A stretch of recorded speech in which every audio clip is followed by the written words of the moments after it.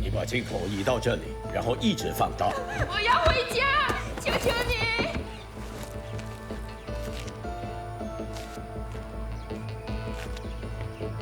是吗？你要回家？那就乖乖听话，你照我的话去做就行了。到床上去。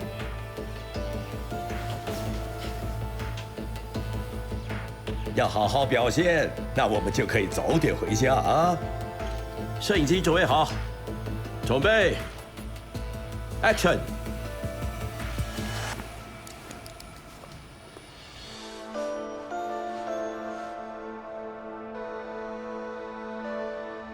老公，我买了晚餐。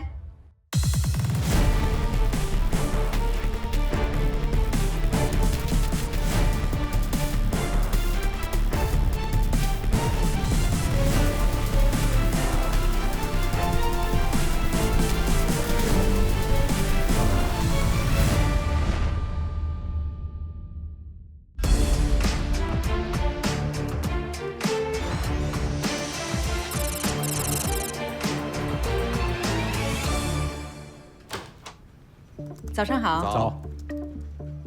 Ma'am， 我们接到了情报，有人从卖淫相关网站下载虐待儿童视频。追查到那个 IP 地址吗？查到，我们监控这个 IP 地址，并追踪到一个地点。IP 地址是在37号富兰克林路的一所排屋。有几个住户呢？6个。这所排屋分割为37和37A 两个单位，两个单位都用同一个 IP 地址。住户有哪些人？单位37一共租给4个人 ，Trawen Boon 和 Trawen Sun 是一对兄弟，住在同一间房。Colin Ling 租了第2间房，她是女士应生；租用第3间房的也是女士应生，参梅化，他们都是马来西亚人。单位37A 的注册屋主是 Wong Kek Kok 和 Alice Khan， 他们是夫妻。Wong Kek Kok 是自雇承包商 ，Alice Khan 的工作是秘书。监视这些单位，看从这些住户能查到什么 ？Yes, ma'am. Yes, ma'am.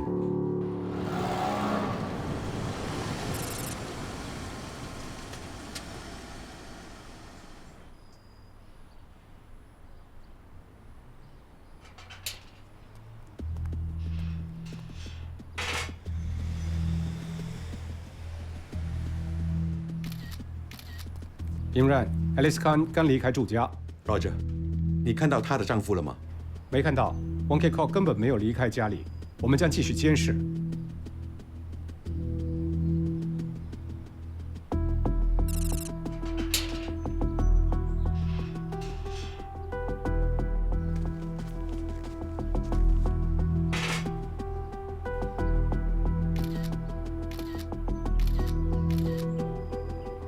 Imran， 37号单位的2兄弟离开了，是 Trawen Boon 和 Trawen Sun。去上班？看来是的，他们都穿着技术人员的制服。好的，谢谢。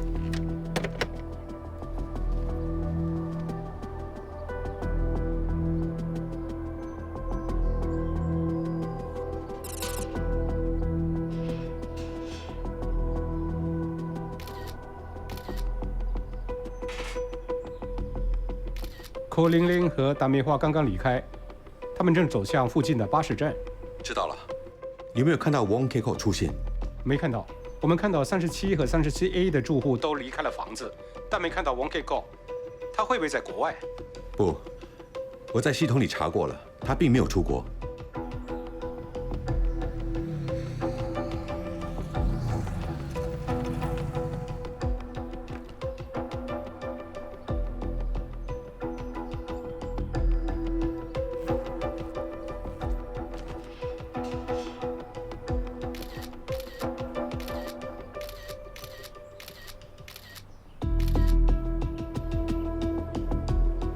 Imran 已经发现了 Wong Kek Kok。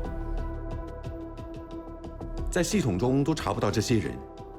他们白天都出去工作吗？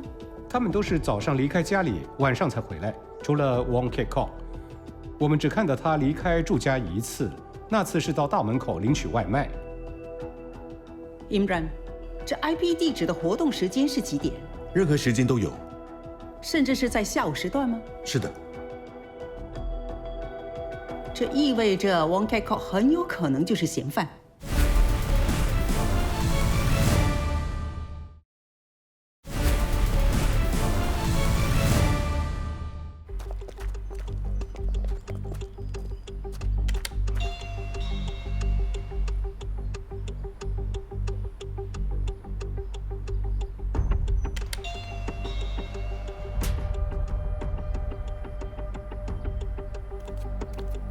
找谁？嗨，我是高级调查员真晨，来自特别罪案调查组。我们找 Wong Kek-ko， 我们可以进去吗？可以。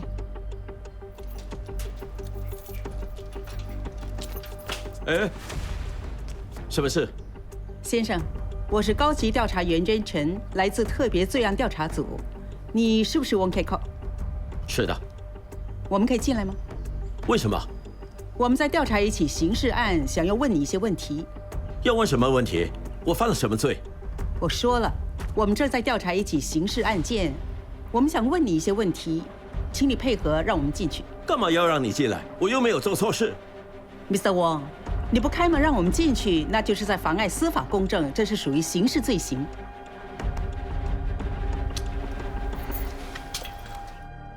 Mr. Wong， 我们在调查拥有儿童受虐待材料的案件。那这跟我有什么关系？你知道任何有关虐待儿童的材料吗？我都不知道你在说什么。Mr. Wong， 你是否看淫秽视频？那又怎么样？你有没有下载这类视频？这么做有问题吗？是的，下载这类视频属于违法行为。这我不知道。Mr. Wong， 你通常如何看这些视频？我在电脑上看。请让我们看你的电脑。就是这台电脑。嗯。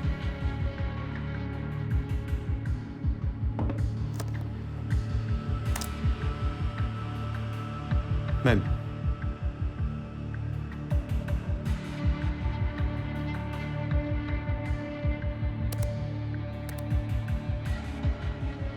电脑上有虐待儿童的材料，还有电脑正在下载视频。你是在电脑上下载虐待儿童视频的人吗？是的。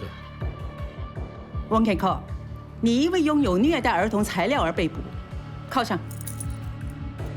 转过身去。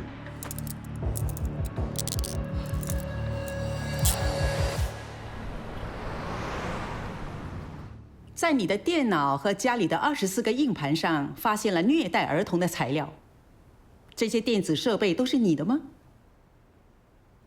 是的。为什么你有这些虐待儿童的视频？我喜欢看。你从哪里拿到的？从互联网下载。我是在几年前发现了这类视频，于是我就开始下载。你跟其他人分享过这些视频吗？没有，没人知道，连我太太也不知道。看这些视频没有错啊。就像我之前说的，下载这类淫秽材料是犯法的。不只是下载涉及儿童的淫秽视频能构成罪行，就连观看这些视频也是违法的。我不知道。不要找借口。你曾经性虐待过任何孩子吗？没有，我不做那样的事，我只是看而已。Mr. Wong， 观看和下载已经很糟糕了，它形成一种需求，并导致其他人虐待儿童来制作这类视频。这些无辜的孩子成了受害者，因为有像你这样的人。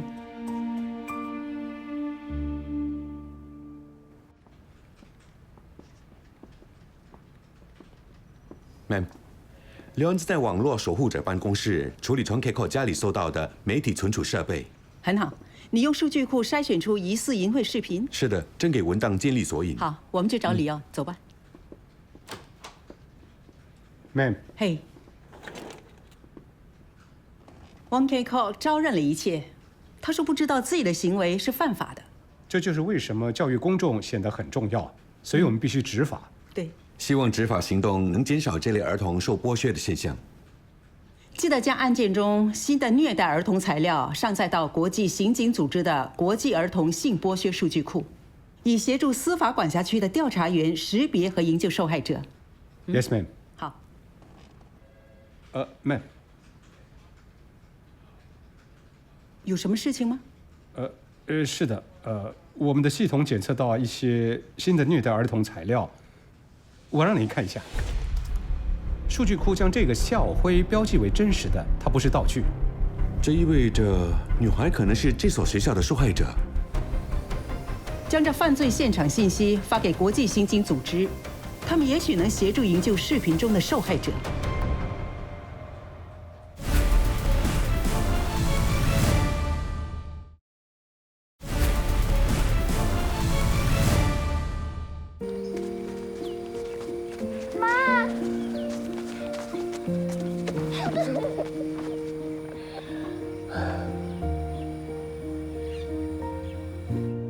好消息，国际刑警组织回复了，视频中的受害者救出来了。太好了，我们追踪学校徽章的工作帮助了受害者。那些制作淫秽视频的不法之徒呢？全部都落网了，他们捣毁了拍摄视频的集团，粉碎了犯罪集团。但是我们要时刻保持警惕。是的，但我们不能忽略的是，这不只是逮捕罪犯，这也涉及无辜儿童被剥削、被虐待的事实。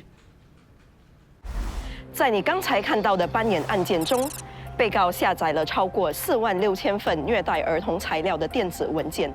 任何人拥有或取得儿童受虐待的材料，并知道或有理由相信这些内容是虐待儿童材料，可被判长达5年监禁、罚款以及或者鞭刑。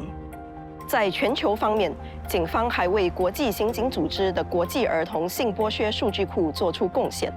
他们通过国际儿童性剥削数据库，协助识别受害者的身份和查找罪犯。警方将对网上儿童性剥削活动，包括拥有和散播儿童受虐待的材料，采取强硬的执法行动。任何涉及这类活动的人将依法严厉处置。你是否知道，2023年电子商务诈骗案造成1390万元损失？2023年，警方总共接获9783起案件通报，这跟2022年相比，激增了超过5000起案件。今天我要访问一位电子商务诈骗案的受害者，了解他的亲身经历。你在网上买了什么东西，然后是怎么受骗的？我在官方网站上在线排队购买那个 Bruno Mars 的演唱会门票，我有一个排队号码，但是号码很长。当我进入 Ticketmaster 账户时，我发现我能买得起的所有类别的门票都卖光了。于是我就到 Telegram 聊天室，那里有很多人转卖门票。我找到了一个售卖一般站票的卖家，当时官方的售价是170元。他把价格提高到200元，我觉得这是合理的，因为他们转卖门票就是想赚钱，所以我给他发信息，他向我展示了他手上有门票的证据，我要求他当面交易。一开始他表示愿意见面，但是他要我先交50%的定金，以确定我是真正的买家。我买了2张票，一张给我，一张给我朋友。但是他要我先付200元，起初我很不愿意，因为我知道如果卖家要求我先给定金，那就有可能是骗局。于是我问他，在我们见面之前，我先付100元可以吗？起初他说可以，但是在整个信息过程中，他一直在尝试说服我，要我交另外的100元，最后我妥协了。在我看来，你已经发现了很不寻常的危险信号，但为什么还要这么做？因为 Bruno Mars 只推出1场演出，而我是他的忠实粉丝，我真的很想买到门票，所以我就付钱了。你付了200元定金之后呢？发生什么事？我付了定金之后，他叫我等一等，他会通过电邮将他的账户发给我，这样我就可以用它来获取音乐会的门票和条码。但是我等了至少30分钟，他才回复我，然后我给他发信息说，哦，我还没有收到有关你账户的电子邮件。但是他回复说，哦，再给他10分钟。10分钟后，我再次发信息给他时，他已经屏蔽我了。那个跟我一起去看演唱会的朋友发信息问他，哎，你还在卖票吗？他说是的，对方正是那个卖票给我的人。我朋友接着说，你骗了我的朋友，你能把钱还给他吗？然后我的朋友也被屏蔽了。这当然，他一定这么做。你现在感觉怎么样？我对自己感到非常失望，因为我掉入这样的圈套。我也为我的朋友感到难过，因为我们都为了看这个演唱会而存钱，我们真的很想去看这场演唱会。其他人知道这个骗局吗？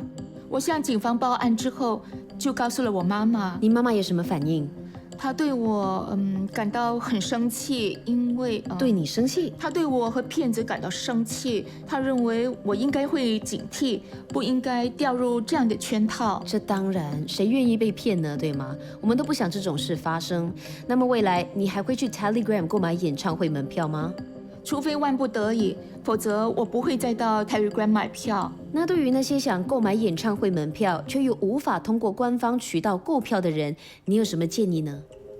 他们应该注意一些迹象，例如转卖门票的人有没有要求不合理的定金，比方在拿到票之前要你付全部的款项，这很可能是骗局。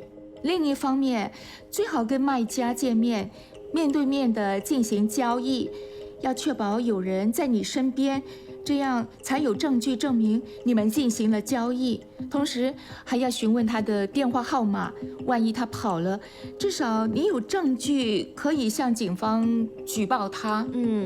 而且这也是为了确保在演唱会当天你可以很顺利的进入会场，所以最好手上有他的电话号码。那最后，你买到 Bruno Mars 演唱会的票吗？我买到了。我向警方报案之后，他就发布了新的演唱会日期。我从 Ticketmaster 那个官方网站上买到了票，所以我感到很开心。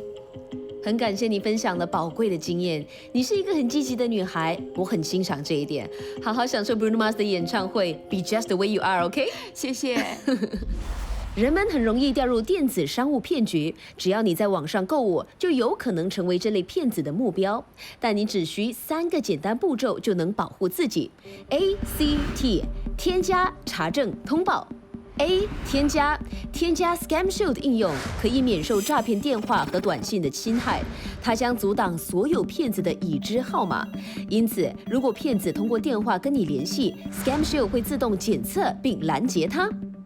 C 查证，通过官方来源查看诈骗迹象，不要向第三方转售商购买门票，只向授权的卖家以及合法的售票市场转售商购买，例如 Ticketmaster， 因为这类网站提供门票验证，在受害者收到无效门票时保证退款。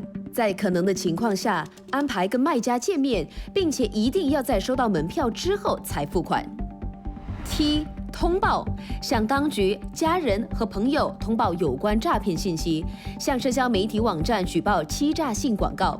如果你需要建议，请拨打全国罪案防范理事会的反诈骗咨询热线或浏览该网站。请记住，齐心协力，共同打击诈骗案。这一集的神之以法已经来到尾声，非常感谢您的收看。我是王若晨警监，请大家各尽本分，预防、遏制和侦测罪案。再会。